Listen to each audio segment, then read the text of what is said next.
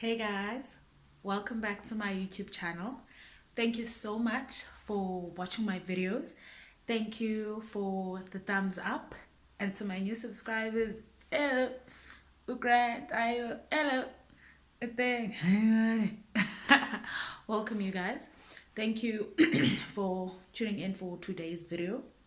Well, today's video, I want us to talk about how I knew that I had a calling, okay? Okay, this is something that was not easy for me to accept, and for a very long time in my life, I was in denial and I was just trying to keep as far away as possible from anything that I knew would somehow would or looked like anything that had to do with anything that was spiritual. So maybe somebody may be wondering if I grew up knowing, in life we all want to know what it is that we were born to do. Well, unfortunately for some people, they end up dying and without knowing what their purpose is in life, without living it. And very fortunate for some other people who know from a very young age and they live it, and that is good on their part. But it isn't all of us who know our purpose and live it. So before I can even uh, get into today's topic, the issue with a calling or a spiritual gift, you guys, it comes a calling, somebody in your lineage, somebody who lived before you, had it before, and somebody before them, like, had it. It can go back and we date it back from the beginning of time. And it is a calling that is being passed on from one generation to the next generation.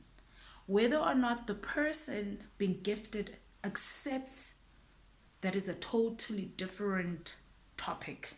That is something totally different. But it is it's nothing new. Like, if I could maybe give you an example that many people would be familiar with. For example, Aaron and his sons in the Bible. His sons got the gift because their father, who was before them, was. And another example that I can give you, Jesus. Jesus comes from a long lineage and list of kings, and he was a king. He was also known to be a prophet, of which he comes from a long lineage of prophets. You know what I mean? Like, somebody before him lived and they carried it and they did amazing things with it. And he accepted it. He accepted his fate. He knew his fate. Now that is just keeping the biblical way, just for to give clarity and to make it very simple for anybody to understand. That is what a calling, or how it gets passed down to somebody else. Generations to come from you who has it will also have it, whether or not there are those who have accepted it and those who haven't. That is something totally different, but it does not stop there. Excuse me. So back to me now. Yes, back to me. Growing up, I wasn't, you know, those kids or who grew up seeing things, who could hear and could predict. No, I was just a normal excuse me. Okay, I have like a bit of a flu, so my voice and I keep clearing. It feels like I could just clear my throat. That is why I keep clearing my throat. Sorry about that. But but I was just a normal kid, like any other kid. I did have my ones or two episodes here and there that I think maybe they were indicating that I knew as a child that maybe this is it, but I obviously did not get it. And as I'm speaking here now, I'm thinking of my childhood friend and I, excuse me, we stayed directly opposite a park, where kids play a park. And I remember this one time when I ran back home and I was crying hysterically. And my mom, excuse me, my mom was alarmed, like what was happening, what happened during, like, we were outside, chilled, having fun. Now what happened? What went wrong? So I started crying, and I remember I didn't have shoes on, and I told her that, yo, I know my mom's dad, my grandmother, that is, didn't was a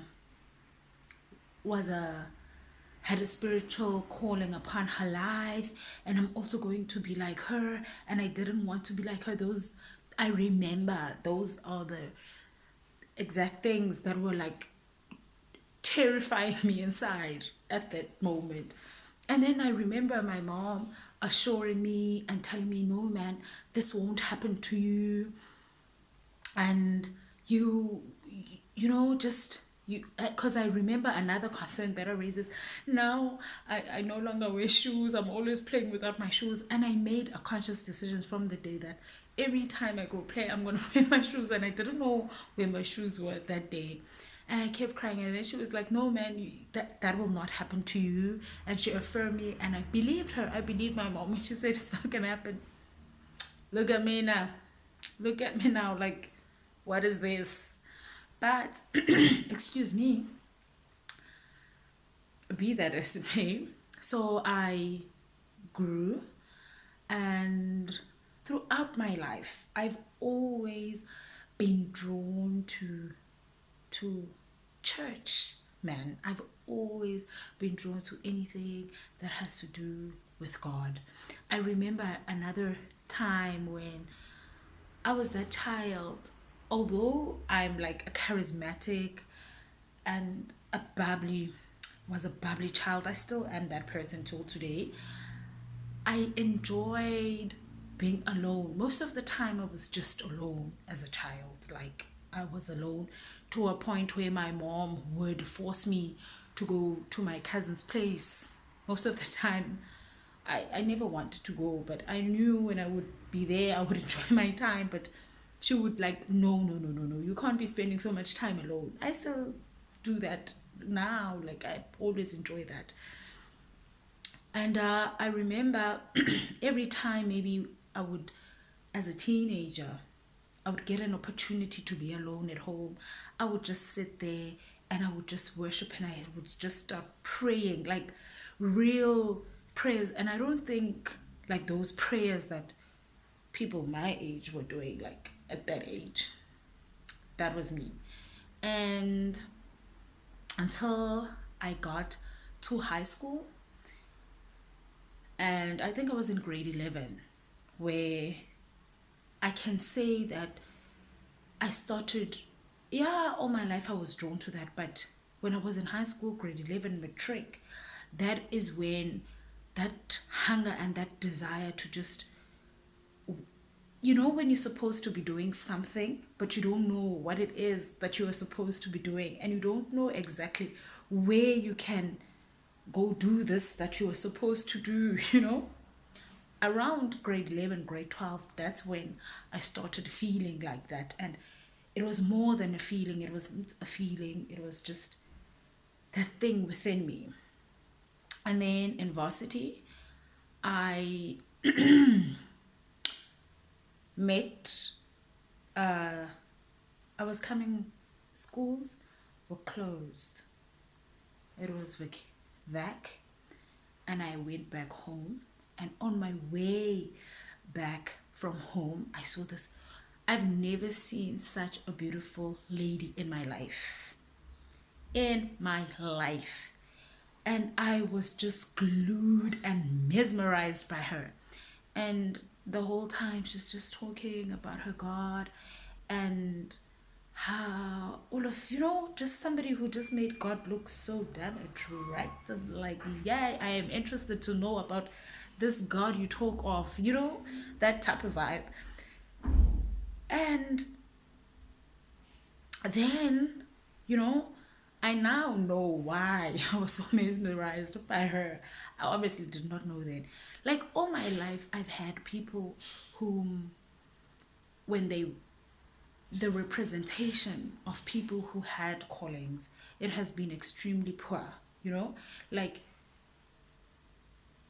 growing up, you see, whether they were traditionally healers or they were in the church, their lifestyles and their life as it seemed from the outside, it wasn't a life that I desired for myself. So that was another reason why I never wanted to, when I found out, I I never wanted, like, I tried to run away from the calling. And that is why. But when I met this lady, she actually, like, she changed. She didn't even speak to me. But from that first day, my she saw me that, okay, this, there could be this, though, there's this possibility, and then I got her number. And I didn't know, I didn't even know that she was like, oh, Mamfundis and all of that. I didn't know. And for the first time, when I met her, I don't know, man, but a sense of, like, this is where I am supposed to be. I am not lost. Like, if ndifikile apho ndiyakhona at this stage of my life, it was that. And through several sessions and teachings, and also growing spiritually and to understanding a few things here and there. So she then one day told me, like, Unati, Unati, you are called, right? Oh, let me tell you, before I met her, I remember I was in grade 12 and I went to this church. Guys, some people, they love being told, hey, you're gonna have money. Hey, you are this, you are a millionaire, you are a billionaire. When you are a prophet, you are evangelist. I had no interest in being told those things. And I never really wanted anyone to, like, don't invite me to your kerk, guys. And then now I'm standing there, like, I never wanted that. It was fascinating to me, like, who's talking to them, how do they know all these things? That was fascinating to me, but I never wanted it for myself. And I remember this preacher, I remember that specific message, and he kept going, some of you need to give your lives to Jesus because it's time. God wants to use you guys. God. And he kept looking at me the whole time. And I'm like, I was so uncomfortable. I'm like, no, why is this man looking at me? But he doesn't tell me, like, directly comes to me or anything. No, he's just standing there. God wants to use you. It's time now, blah, blah, blah. I didn't move an inch. I was just there sitting there, got the message, and I left. But I will never forget that message because I really felt like it was for me. That's why I still remember it up until today. So that happened way years before I met this lady now. So when I met her, and after a few years, and then she tells me that, listen, girl, you have a calling, and I remember the first time I just cried, and I was asking I was asking, how can we, how can I take it out? How can I give it to somebody else? Because I don't want this thing. No, people who have this thing are always poor. They are always broke. Yeah, their lives, they are always praying for people. I ain't care. You know, all of that stress. I had those things. And uh I didn't accept it. No, I didn't. I would be lying if I said I just accepted it. I didn't. And then years went by, and I just, because I was so in denial and really did not want to, I just stopped trainings. I just stopped the teachings. I just stopped. I just stopped even going anywhere. I just started to lead a life that I lived prior to knowing or being invested in anything that was pleasing to God. Let me just put it like that. So I, because I was just trying to do anything that would not bring about that for excuse me, probably for about 3 to 4 years and yay. And during that time, it was so annoying. Everywhere I would go, anyone who is spiritually inclined, I'd be standing at the rank. Then somebody would be telling me, you are wasting your own time. You are delaying. You are supposed to be doing this. And I'd be like, no, just leave me alone. You know, that attitude, like, hey, chill, child, chill. And now I started, even if I'm alone, it's not a thought. Let me just say inner voice for people to understand and not to be asked questions.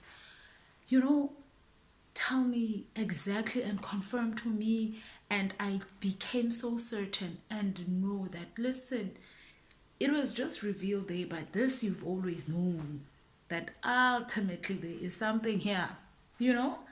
And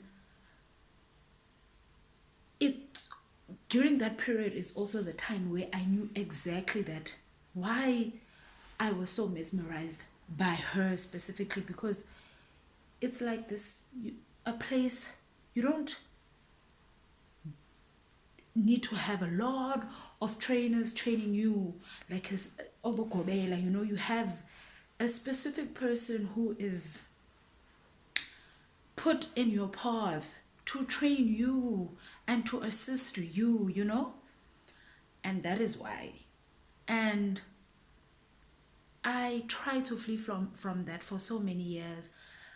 And even like people who were close to me, whom I did not at the time, I'll say close at the time, they didn't, I didn't open that part of my life, reveal that part of my life to them.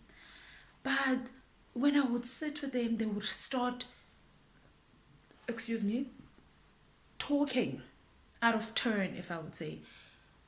They just ramble and go on and go on, and I would just pick up and know that, no man, this person is no longer talking about what we're talking now. It's them and I here, you know. It's no longer them that are talking to me, because I would sit and I would keep on shutting down the messages and everything that I was getting for myself, up until, you guys, I ignored it, being in denial for so long, that my life was now being negatively affected. Like my life was just taking a bad turn, like going down. It's like every day I'm going to a lower level every time, like from finances, from academics, from you name it, just my whole life. Like if you've ever felt like ubomi bakho abuyi phambili buyehla, It was that. And I'm not a sickly person, like I've always been popping. No, I'm not a sickly person, like for real though. Like I'm not a sickly person, Like I was never a sickly child. I don't remember a time in my life where I had to be admitted at the hospital. But during that time when I was just running and I wanted nothing to do with the calling, I was starting to, I was, yo, I've had that so many doctor's appointments, nonsensical illnesses that I did not understand where they coming from during that period. Up until I was just like, nope, I can't run any longer. I can't deny this anymore. I need to attend it for my own life.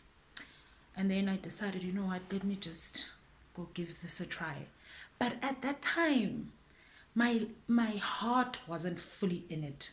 I don't want to lie. At that time, I think I was being frustrated by my situation, like in terms of umbam kaloku sana tyhini bayahla ndijongile ndiphila ndincinci ndifresh hayibo, like phakama girl. It was that. And probably like 2 years went by and I'm just like, moping around. Yeah, I'm here. What are you guys saying? Up until I was like, no, man. I would just, out of nowhere, my mind, just a whole different perspective. Like, no, man, you know what? Give this a chance. Imagine the impossibilities if you would just give this a chance to grow, love it, learn about it. And then I would be excited because as well, I'm seeing others within my space, not like online people, and their gifts are flourishing, they're growing, and it's beautiful to watch and it's exciting. And I just got hooked, and I'm like, you know what? I accept. What's the worst that could happen? I mean, the worst, I was living already. What's the worst that could happen? I just gave in with my heart. I became excited. I became so passionate. Like I gave myself in it. I was like, I want to know what is this. So I just speak and things happen. Yay, yay, yay, yay. That excited me. I don't want to lie. Like when I sat and I thought about it, I was like, what? I can just speak and I see it now. I'm not talking 20 years, like, like how our go-go's pray. Pray for one thing for 20 years. I'll ngek. I'm not saying that can't happen, but I'm just saying, like, you see the results now. So it fascinated me. And just enjoy, and the growth, obviously, now, a whole different situation, a complete picture of what happened during the time I was in denial and running, and the time when I had accepted it fully. But I must say it was not easy to accept, because accepting means a lifestyle changes, a lot of changes that have to go in accordance with the calling. And I learned, guys, so many things that, this is a part of me. This has been given to me to do, to improve my own life, to improve the lives of others, and enjoy it, man. Understand it, man. Be excited about it. Love it. Cherish it. And yebo, ziqhenye man ngayo. I'm just like at that point right now. But it wasn't easy. But that is how I found out and I knew that I had a calling. It is not something that I was told on that day when I was in varsity or whatever, 25 or 27 years old. It is something that was with me when I was still even in my mom's womb. It was there all my life. It was just there. Obviously now the age is there and it's time for it to operate, Sibangene.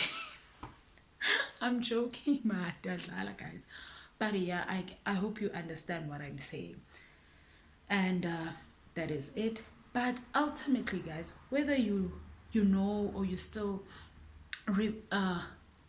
in search of what your purpose is, or if you want to know what your spiritual gift is, or whether you are called spiritually or not, ultimately I truly think that we are all called to serve humanity, to serve nature, to serve like animals, like that is the basis and the foundation of each and everybody. And then we just take different avenues and how we do that work, I mean, imagine the world without DJs, you guys. It would be so dry, no music. Can you imagine? Like they are people who heal us through songs. They don't even have to be pastors talking a lot. Just sing, babes. Just do your thing. Then there are people who are writers. We want to read books. Where you read a book, you feel healed. There are so many other things out there, other things and gifts that we've never seen because we don't know them, because we are not understanding the people who are giving us these things and the things we have been given and how they work. Because at least now we live in a time where people with callings are making it fashionable. Then everybody is talking about it. It's easy for people to search and relate. And like, imagine a generation, our grandmothers, they were silenced in their callings. They had to do it there. Most of the time they called witches and all of that, So that is how, anyway. And I would like to remind you, a spiritual journey is exactly that. It is a journey. You will not have the answers the first day or the first year or the first 5 years. It is a journey of your whole life. You discover new things about yourself slowly, bits by bits, like abantu bakowenu, like reveal things slowly to you about you and about your capabilities and so much more. So I do want once again to thank you guys for watching my videos, and I hope that I didn't take much of your time in this one, because this is the first video that is so long. But I hope that you guys take care. Don't forget, it's different. Spiritual callings are different, and just be involved in yours rather than other people's. Invest in you, what you possess within you, rather than go around poking in other people's. So with that being said, guys, I will see you on the next video. Bye.